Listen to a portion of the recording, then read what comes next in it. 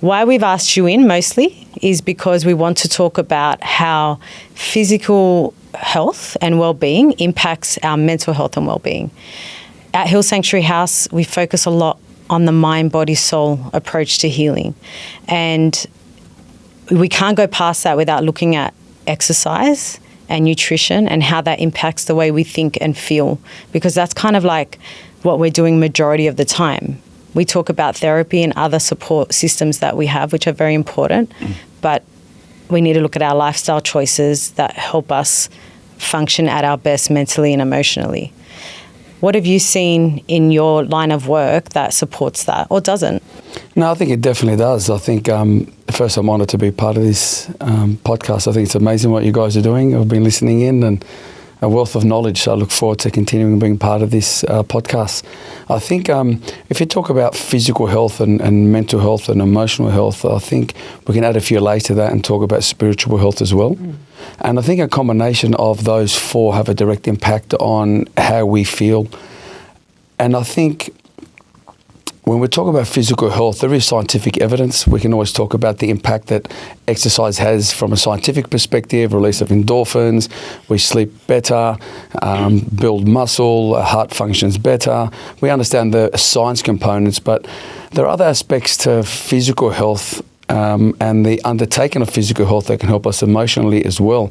And I think the feeling of connectedness, working and training in a community-based environment, I think that's the one thing that I've seen shift from the fitness industry 20 years ago, where the major focus was lose weight, get fit, look great. Historically, that was the main driver for people undertaking any type of physical fitness. In the last 5 or 10 years, I've seen a big shift, and the major focus, the major reason why our clients are joining, and most people take up exercise, is the feeling of connectedness and being part of a community. And I think that's really lost. It was actually a surprise to me when we surveyed clients. And I do a little bit of research as well. It's a line of work that I'm in. But we've lost the community that we grew up in. And a lot of our work is isolated. We have this opportunity to now work from home. We have the introduction of AI. Mobile phones never existed. And we had the iPads and laptops. And this all gives us the opportunity to work from home. And as a result of that, we become more isolated. And I think with that isolation comes a sense of loneliness. And so you can kill two birds with one stone and go, I'm going to go and train, look after my physical health, and know that I'm also going to have the opportunity to look after my emotional health, because feeling connected and feeling valued and feeling heard, I think is crucial. And as a result of that, I exercise, I feel connected, I get to sleep better, anxiety levels come down, I feel self-valued, it raises excitement to go and do it again. And, having 11 rush hour weddings within our facility doesn't happen by accident. It's because people have that connection and they build that sense of community among each other. And I think that's really important. So what you're saying is, as much as the actual physical exercise itself is important, just as important as that is the connection that people are able to form whilst they're exercising, and definitely. That contributes maybe just as much to their emotional health and well-being. And I actually think that because of the second component, the emotional connection and the social connection, it almost inspires you to go to training again, because you don't want to miss out on the banter that happens during a class or the coffee that you have after a class. That becomes more important than training itself, So I also have people who just go to coffee because they can't make the training session. The child was sick or whatever needed to happen, so they'll actually miss out on the training session, but they show up to the coffee afterwards. And that's further proof to me that the connection is what they're really thriving for. Yeah. Not everybody has the opportunity to, I suppose, look after their physical health for whatever reason it might be. And regardless of where you live and what you're doing, it's always important to try and do something, whether that be go for a walk or whether that be ride a bike or get on a treadmill at home or just something.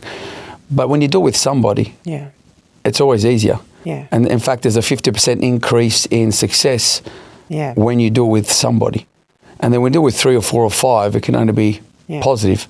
And I think that's really crucial for us. And it's a great segue into talking about the whole isolation and what used to happen in our tradition. Yeah.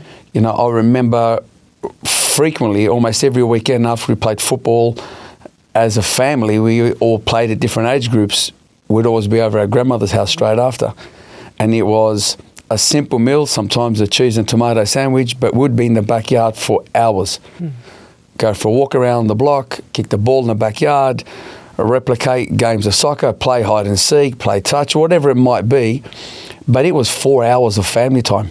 And the meal was so simple, but it filled up the weekend and it made it really worth it, and you felt connected.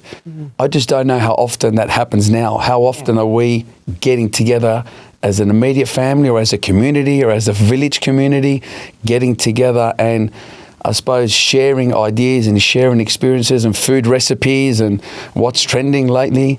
So I'm not sure now what it was like for you, but I still remember you as a really young girl coming over to my grandparents' house with mum and dad, and there was 4 you girls, Smasali, running around with all of us. Yep. And I remember this because your grandmother used to have the sauge. Correct. And so we'd get there and she'd be making pizza for everyone, and everyone was there for the fun. I was there for the food. Yeah.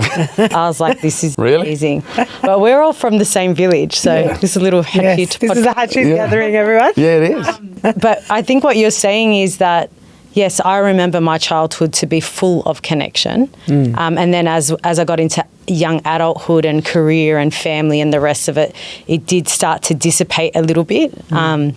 I can see it coming back, which is very, very beautiful.